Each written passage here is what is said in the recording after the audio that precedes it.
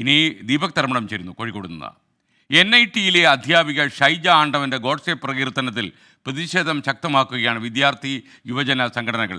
SFI ഇന്ന് March നടത്തും. ഷൈജ ആണ്ടവൻ്റെ പശ്ചാത്തലം സംബന്ധിച്ച NIT ഡയറക്ടറുടെ മറുപടി ലഭിച്ച ശേഷമാകും അവരുടെ മൊഴിയെടുക്കുക. നിങ്ങൾക്കറിയുന്നതുപോലെ ഇവർ ചെയ്ത ഒരു ദുഷ്ടകാര്യം എന്ന് പറയുന്നത് നാഥുറാം ഗോഡ്സെ എന്ന ഗാന്ധി ഘാതകനായ നരാധമനെ അവർ പിന്തുണയ്ക്കുന്നു, അദ്ദേഹത്തോട് അവർക്ക് കടുത്ത ആരാധനയാണ് എന്ന രീതിയിലാണ് അവരുടെ സംസാരമൊക്കെ വന്നത്. കേരളത്തിൽ ഇങ്ങനെ ഒരാൾ ജീവിക്കുന്നു എന്നറിയുമ്പോൾ നമുക്കൊരു അത്യാവശ്യം നാണക്കേടുണ്ട്. കോഴിക്കോട് നിന്ന് ദീപക് തർമ്മടം ചേരുന്നു. Deepak, good morning. പറയൂ Deepak. Very good morning SKN.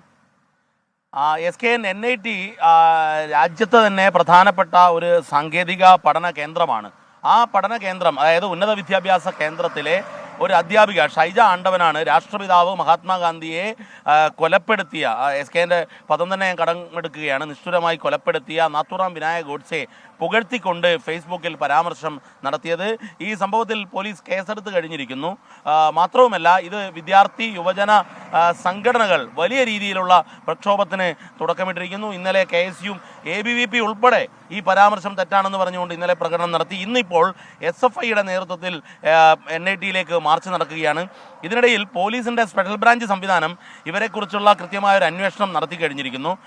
അതുപോലെ തന്നെ ഈ കേസെടുത്ത പോലീസ് ഈ മെറ്റയ്ക്ക്, അതായത് FBയുടെ ഉടമസ്ഥ അവകാശമുള്ള കമ്പനിക്ക് നോട്ടീസ് നൽകിയിരിക്കുന്നു. ഇവരുടെ പ്രൊഫൈലുമായി ബന്ധപ്പെട്ട ഡീറ്റെയിൽസ്, സ്പെഷ്യൽ ബ്രാഞ്ച് സംവിധാനത്തിൽ ഇവരുടെ മറ്റ് സംഘടനാ ബന്ധങ്ങൾ, ഇവർക്ക് ഏതെങ്കിലും മറ്റ് സംഘടനകളുമായി ബന്ധമുണ്ടോ, ഈ രാജ്യവിരുദ്ധ ശക്തികളുമായി ബന്ധമുണ്ടോ തുടങ്ങിയ അന്വേഷണവും ആരംഭിച്ചിരിക്കുന്നു. ഏതായാലും മെറ്റയിൽ നിന്നും വിവരം ലഭിച്ചതിന് ശേഷം, സാങ്കേതിക വിവരം ലഭിച്ചതിന് ശേഷം ഈ ഷൈജ ആണ്ടവനെ പോലീസ് ചോദ്യം ചെയ്യും, മൊഴിയെടുക്കുമെന്നുള്ളതാണ് മനസ്സിലായത്. ഏതായാലും ഇത് രാജ്യദ്രോഹത്തിൻ്റെ അല്ലെങ്കിൽ രാജ്യത്തിന് അപമാനം വരുത്തുന്നതിൻ്റെ പരിധിയിലേക്ക് വരുന്നുണ്ടോ, മറ്റേതെങ്കിലും സംഘടനയുടെ പ്രേരണയുണ്ടോ, ഇതിന് പുറകിൽ 120B ഒബ്സർവ് ചെയ്യാൻ പറ്റുന്ന രീതിയിൽ ഗൂഢാലോചന എന്തെങ്കിലും നടത്തിയാണോ ഇത്തരത്തിലുള്ള ഒരു പോസ്റ്റ് ഇട്ടത് എന്നുള്ളത് ഉൾപ്പെടെയുള്ള കാര്യം സംസ്ഥാന സ്പെഷ്യൽ ബ്രാഞ്ച് പരിശോധിക്കുന്നുണ്ട്.